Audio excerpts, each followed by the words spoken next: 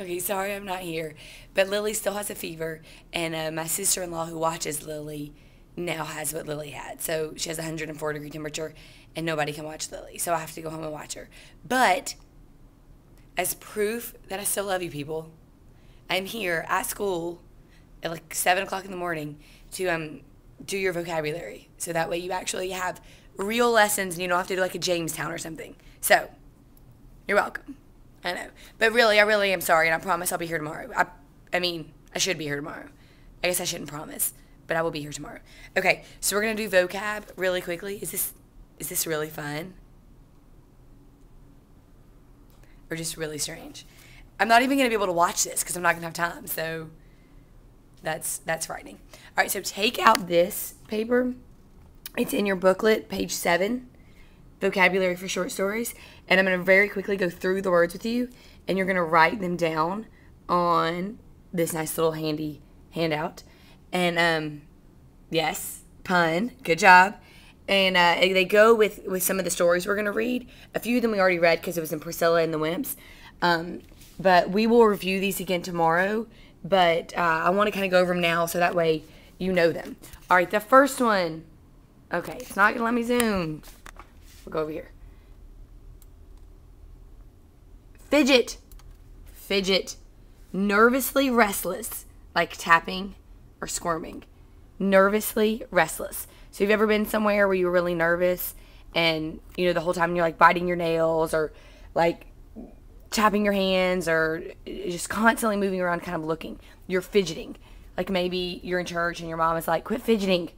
So fidgeting is when you're nervous. You're nervous about something. It doesn't mean you're like really nervous about something, but it means like you're kind of anxious, like you don't know what's going to happen next. Maybe you're even kind of bored, but fidgeting, to be sort of restless. So here the key word for this one is restless. Scowls, a facial expression that shows disapproval or anger. A facial expression that shows disapproval or anger. And so one of my students last year, so we said it was like a mean glare is basically what it is. So your keyword for this one is mean glare. And one of my students last year said, like Simon Cowell.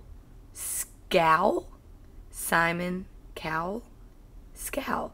Matthew Daniels. He's in 8th grade. That's who thought of that last year. So Simon Cowell scowls. So if you're angry about something, whatever, and you may scowl. Simon Cowell is the American Idol guy from last year, for those of you who didn't know, from a few years ago. Irreconcilable, unable to be fixed. This does not mean, like, say that you broke a plate, it's like your grandmother's plate or something. She would not say, well, it's irreconcilable. It's usually something that's not tangible, like something you can't touch, like a marriage. Like almost every time somebody gets divorced, especially celebrities, the cause is irreconcilable differences. Like they can't fix their differences. So think twice before you marry somebody. All right, these are different ones. Post-traumatic stress disorder. It's usually called, you may have heard of it, referred to as PTSD. Sorry, this is hard to hold this and do this. Okay, PTSD. It's a mental illness following a traumatic event. A mental illness following a traumatic event. So a lot of times when people come back from a war, they have PTSD, and they like at night they can't sleep because they're thinking about like, people shooting at them or whatever. Or if you're in like a really bad car wreck, or if somebody really close to you dies sort of tragically, you could have it, and it's where people can eventually recover from it, but they're so overwhelmed and they don't know how to deal with it that they can't. All right, this one is profusely. Plentiful, giving freely or abundantly, so a lot. You would say the flowers bloomed profusely and were beautiful. That's not a very good sentence.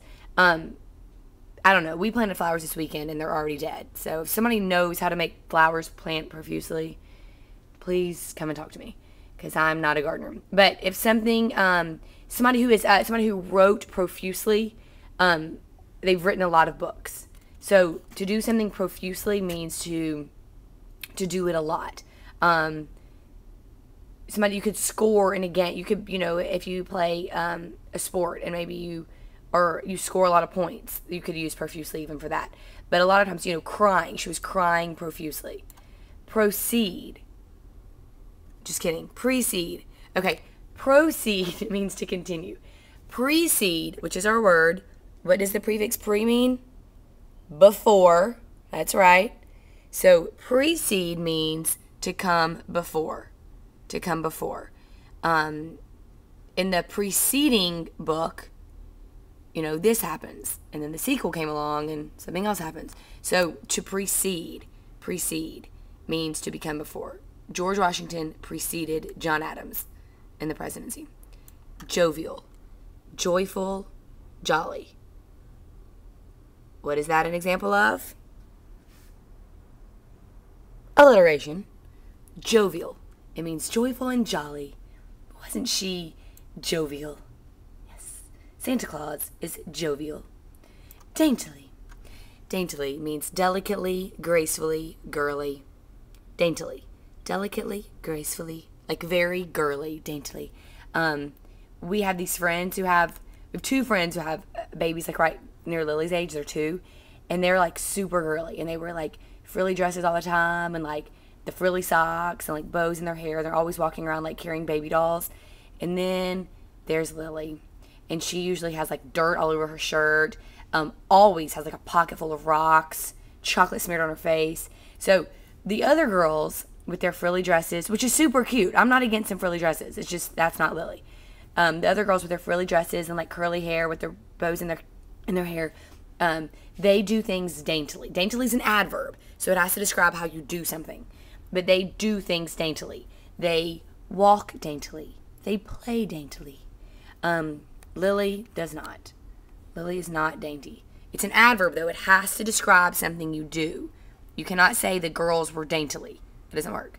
The girls played daintily. Defiant. Boldly resist. To disobey. You should know this word. I think this is like the 9th time we've done this word. Defiant. So, I think the example I've told you guys before, my dog, it just helps. My dog, Dixie, she's a boxer. Dixie, the dog, is defiant and disobeys. Alliteration. All the time. She just disobeys all the time. This weekend, we have a cat next door. Cats just like roam around like they own the world. And our dog, no matter how many times I tell her to not chase it, chases the cat. I can't blame her though. It's fine.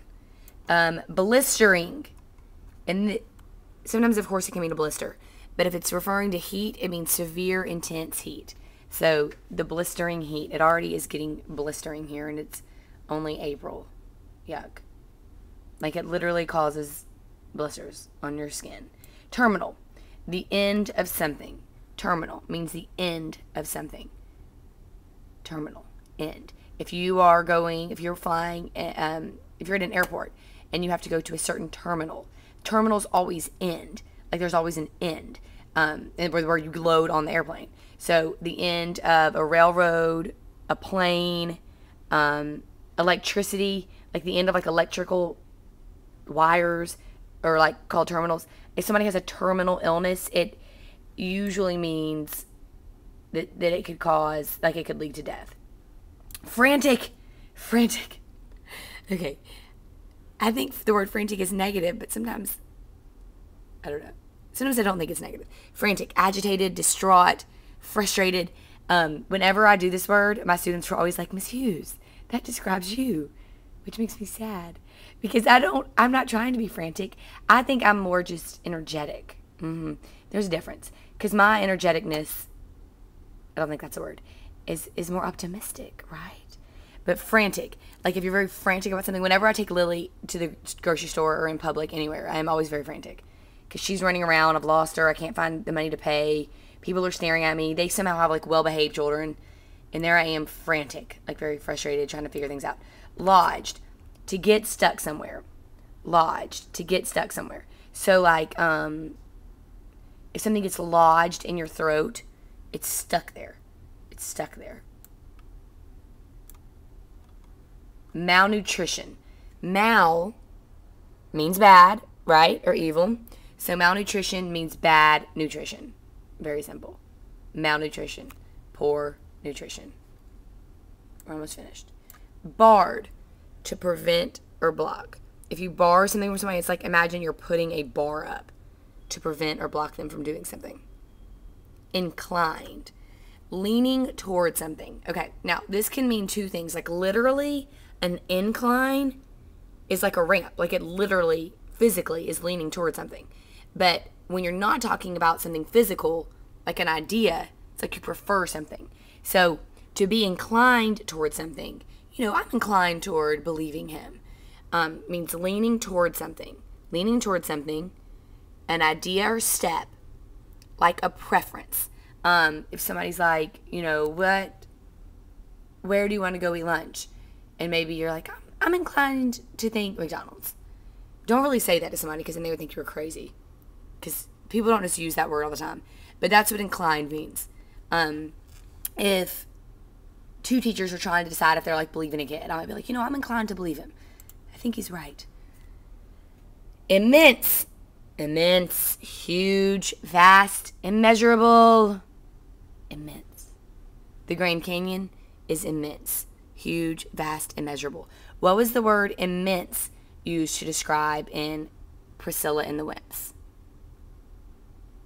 I'm pretty sure it was Priscilla. Perfect. Just a little shout out to Miss Hughes again. Hey, guys. Okay, so now the sub is going to pass. Thank you so much for being my sub. I appreciate it. They're being perfect, I know, because we have perfect kids. The sub is going to pass this out. It tells you different things you have to do. You can have a partner. I don't want more than 3 people. No, not more than 3 people. It says choose one of these options to complete with your 16 short story words from yesterday. Okay, clearly they're really from today. For each one, make sure the meaning of the word is clear and labeled with the correct vocabulary word. This should not, and then I give you 6 different choices. Number 6 is whatever. I don't care what you do, basically. I want you to do something that shows me you know these words because we have a vocab quiz on Wednesday. Vocab quiz on Wednesday. So I need for you to make sure you actually learn the words. The quiz is difficult. So don't just be talking about what you did over the weekend while you're sort of half-heartedly writing some of these words down or drawing a picture or whatever the one you choose. You have to actually do it. The markers are in the cabinet. Maybe I'll put them out, actually. That would be nice of me. And then, of course, there's paper right there if you need paper for things. Let's go see if anybody else is here, just for fun, real fast, to procrastinate. Mr. D, are you here? Oh, hi, Saya. Hi, guys. Sorry, I'm not going to be here today, so I'm filming for my students what they're going to do. Kids from last year. Yeah. Saya and Nicole. All right. No, Mr. D. Just hoping we could have a little guest spot on our video. Miss Watley. Hi. Okay. All right, bye, guys. I'm not going to be here today, so I'm filming what I'm going to do. I know. Okay, so I'll see y'all tomorrow. Be good. Bye. I'm for real. I for real did. It was 13 minutes. Oh, it's still going. Okay.